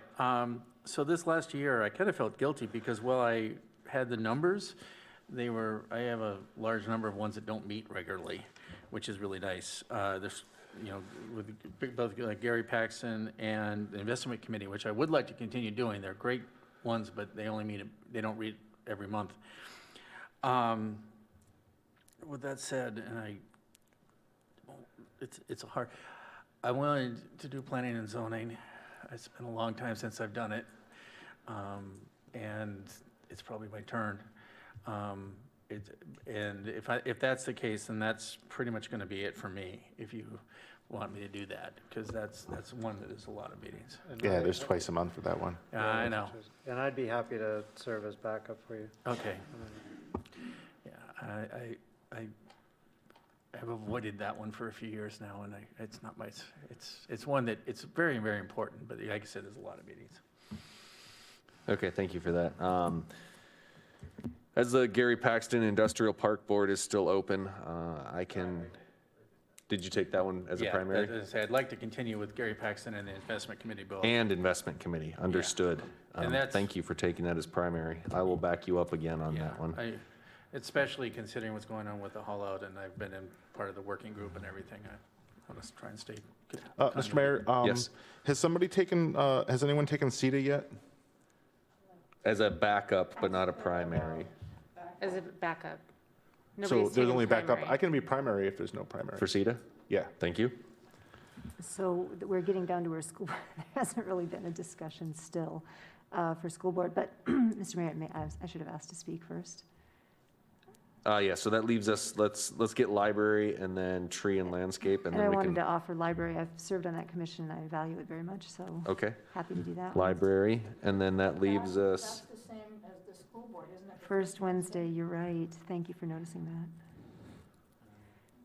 And I still feel like we haven't really discussed the school board because, correct. I It was don't have my, any it was problem with my you understanding you wanted to come back to that at the end Yeah, of this but- process. yeah. All right. Is there really no other interest, I guess is my question, because I Okay. think Mr. Mosher was doing a fine job there, so.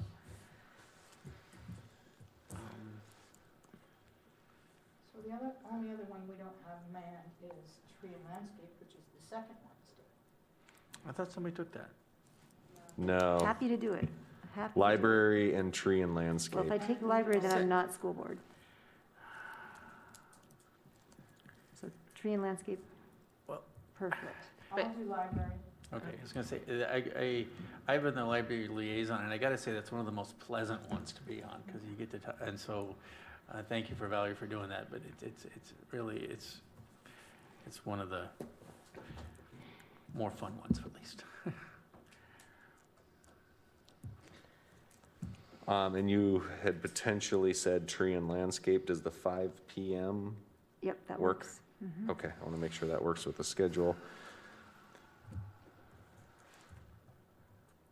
And I just want to circle back for one last time, just to make sure that we're good here, but there is no other interest in school board. We're happy with our appointment as of right now.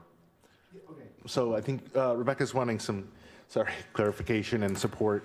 I understand your concern that you're an employee of the school district, and certain people might think that that's like a conflict. And, I was a little concerned, but after meeting with you and talking with you, I'm impressed, and I feel that you can make unbiased decisions.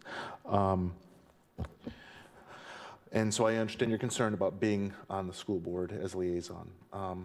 I think it'll be just fine. That's my opinion. And I guess I would add to that, liaison to me, liaison simply is a conduit for information. Liaison simply reports back and forth. Liaison might be asked questions of by the school board, but I would strongly hope that a school board liaison is not making decisions for the school board. So in that aspect, I think a conduit of information is perfectly acceptable. And even further than that, you understand the lingo that they're going to be using more so than I would. So when you come back to us, hopefully you can translate that into layman's terms, and we can then fully understand what's going on there. So I'm happy that you're willing to serve on that one, most definitely. Okay, that's a lot of reassurance, and that's exactly what I was looking for. And I just wanted to add that maybe next year, after I've spent a little bit more time as an assembly member, maybe we look at switching things up at that point. But this is a really welcome appointment for me, so I appreciate it. Thank you. Correct. We will be doing this in a year from now as well. Yes, Sarah. So we have one more. Which is? The EOC. EOC, Emergency Operations Center. Are we going to have that forever? How often? That's what I was kind of wondering. Guys, I'm at this already on point. it. I'm on it as logistics chief, and I'd be happy to make reports back if you guys, I mean, a few months ago, that was a much more active position, and it's calmed down quite a bit. So, I mean, if somebody else wants to come, that's fine. Yeah, I was gonna say, it doesn't make a lot of sense No. to have two there, so. Yeah. And I haven't been doing a lot as logistics chief lately, so it's okay. And Sarah, I don't know if you know tonight, but if you could look into it, I don't think that we ever had anything official requiring someone to go to the EOC, but I just want to make sure that We made an appointment in March, April, maybe? Well, maybe it was April. John had requested an assembly liaison correct. at the time. I remember that process now, and you would be okay with just Tor having a liaison type. Right, I'm fine either way. The initial reason was since Mr. Christensen was serving as the logistics officer in the EOC, and we were spending emergency funding that the assembly had voted on. I just wanted to make sure we had another layer of I guess I'll call it transparency there. But I'm fine either direction. If so, for both of you, things have slowed down enough to where one can do both tasking, you think? I think so. Okay. If anything changes with that, Mr. Leach, will you please let us know and we can appoint someone? Thank you. Can I Yes. do a quick rundown? Yes, Make please. sure I've got it right? Okay. So for GPIP, I have Tor and Stephen. For health needs, I have Crystal and Kevin Knox. For historic preservation, I have Crystal. For the investment committee, Tor. The library commission, Valerie. Local emergency planning, Valerie. Parks and Rec, Kevin Mosier. Planning and zoning, Tor and Kevin Knox. Police and fire, Valerie and Tor. Port and harbors, Kevin Knox and Tor. Tree and landscape, Rebecca. For CETA, I have Kevin Mosier and Valerie. STA, Stephen and Kevin Mosier. For school board, I have Rebecca and Crystal. And then for EOC, Tor.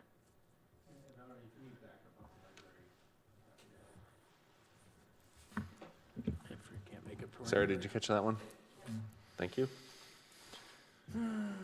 Anything else on these assignments before we move on this evening?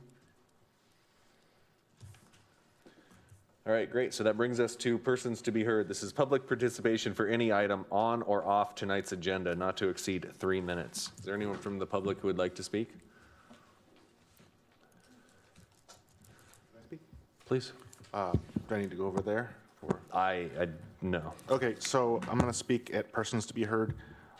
This is Kevin Mosher on the Assembly. I didn't say anything at the ceremony because it was just kind of chaotic and everything. I wanted to say thank you to Mayor Paxton and Dr. Richard Ween for their service on the Assembly. I've told some people this in private. I'm not the best communicator. I do a lot of work behind the scenes, and I've seen, I'll take that back. I'll just step back.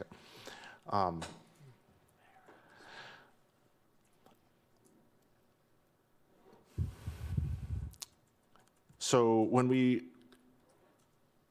2 years ago, when I was elected, Valerie was elected, and Mayor Paxton was elected, we perceived some issues and, in my opinion, dealt with some things, perhaps not the most efficient way, but we are elected local people without experience. I tried my best, and I believe they did. I believe we made some hard decisions, and it was a bit ugly, but I believe that good fruit has been born from that. Sometimes it's not easy when you get up here to communicate the best, and I believe that Dr. Ween and Mayor Paxton did their best, and there was many times I voted against what they voted and had fervent discussions and disagreement, but I've grown to love and respect them both. And I just want to thank them for their service. And I look forward to working with you, Mr. Mayor, in a positive, and everyone here in a positive and constructive way. Thank you. Thank you for your comments. Please. I'll do my persons to be heard from here. And I also wanted to thank Mayor Paxton and Dr. Ween. I was a bit disappointed that just two of us went out and were there for the cake posing on the rock. I'd also like to say congratulations to Mayor Eisenbeis and to Ms. Himshoot and Ms. Duncan, and it's not going to get any easier.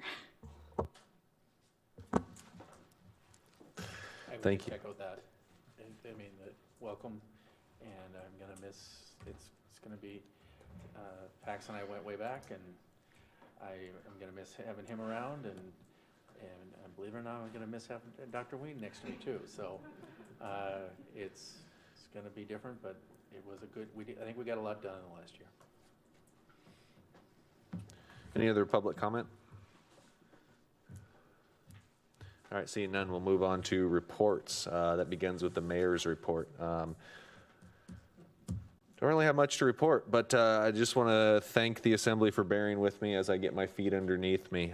Having led meetings as deputy mayor, for some odd reason, seems to be a little easier than actually leading meetings as the mayor. So thank you for your patience with me as I get my feet underneath me in these next couple meetings, and look forward to working with you all.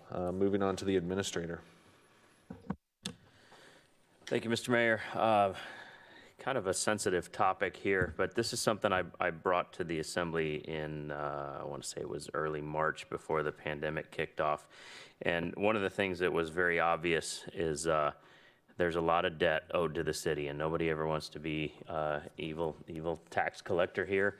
And we have a lot of leases that we're discovering and we're working on right now. We're going to start chipping away at that now, and you're going to see a lot of paperwork from me as we pick away at these leases. It might get uncomfortable, but I will tell you that we're always going to fall back on the contract, on the piece of paper, and we're going to present, and part of this is the GASB 87 requirement. Now, we are federally required now to get our leases in compliance and accounted for. So we're in the discovery stage right now, and one by one, we'll be coming forward with which leases are non-compliant, and then trying to figure out a way to get them into compliance. The intent is not to go after anybody for quote-unquote sins of the past, but we need to get things corrected and accounted for correctly. Thank you. Thank you, Brian. Sure. It's interesting. I was thinking about, that was the topic that I was going to just advise the assembly of what I was a part of, the leasing and the collection efforts related to it, and the going forward is part what the legal department's glad to be a part of. We've had this problem ever since I came on board 4 years ago of not really having a compliance officer. Mr. Leach has appointed a compliance officer who's digging deeply in there now, and I'm glad to provide my assistance in that regard, and will continue to do so. Look forward to cleaning a lot of that up in the next 6 months to a year. Thank you. And also, while you provide your assistance, keep us in the loop if you need additional assistance with that as well. Thank you, I will. Liaison representatives. Mr. Knox. Parks and Rec met today, and as was reported earlier, the CARES Act funding, there's been quite a bit of work that's been going on around town to kind of catch up on some deferred maintenance. That 19 total crew out there doing projects from painting the animal shelter, something that's been put off for a number of years, to fixing some rot and doing a fix up and paint of the Sandy Beach restrooms as well. And then a lot of brush clearing. I don't know if everybody noticed how much brush clearing went on around down by the skate park, which really opens up that area. It was getting really, really closed in, so they're happy to have a lot of that kind of stuff being taken care of. It was reported that the Cross Trail extension is a little over halfway done now. They're through the worst parts that they were expecting, and work should happen a lot faster. They're a little under 50% of their budget, so it looks like the hope is that they'll come in under budget. So that's an exciting part of that as well. They were granted the access to put the spur trail down to HPR and have all that underway as well. So some good work going on there, and we should expect to see completion of that project fairly soon is their hope. So we have an extension all the way out to Stargavin for the Cross Trail, which would be pretty exciting for a lot of people. Great, thank you. Other liaison representatives? Doctor, you don't have to, but I'm sure you attended some meetings that the assembly should probably know about. So if you'd like the microphone, please. If not, I understand. What I will do is ask for your forgiveness and say thank you, but I will do it. Of course, I put you on the spot with that one, but I wanted to give you the opportunity as well. But I do have reports. Great. Seeing how there is no executive session tonight, can I have a motion to adjourn? I actually have a report. Oh, sorry, Sarah. I like you too. I'll try to be quick. So the government-to-government dinner meeting is tomorrow night at 5 p.m. in Meeting Room 1, just down the hall here at Harrigan Centennial Hall. On October 20th, the Assembly has 2 special Assembly meetings.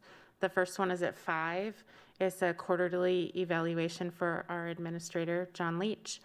And then at 6 p.m., the second special meeting, and that's an opportunity to hear appeals from phase 1 of the CBS business and nonprofit grant applications. And then I wanted to extend thanks to Deputy Clerk Melissa Henshaw and our municipal election workers. They did a phenomenal job during an unprecedented time, and I'm extremely appreciative for their help. And finally, I will just read through a list of current vacancies on our boards and commissions. We have the Animal Hearing Board, Building Department Appeals Board, Health Needs and Human Services Commission, Historic Preservation Commission, Library Commission, Local Emergency Planning Commission, Port and Harbors Commission, and Tree and Landscape Committee. So if folks are interested, they can contact our office, and we'll get them set up with an application. That's all I have. Yes, and a double thank you to the election, the poll workers. When I came in to vote, things were extremely fast, easy, seamless, and they were taking all of the necessary precautions. So I found voting in person to be a very easy and good process. So double thank you to them. Other reports? Are there any other reports before I try and go to adjournment again? Motion to adjourn. All those in favor say aye. Aye. Aye. Any opposed? We're adjourned.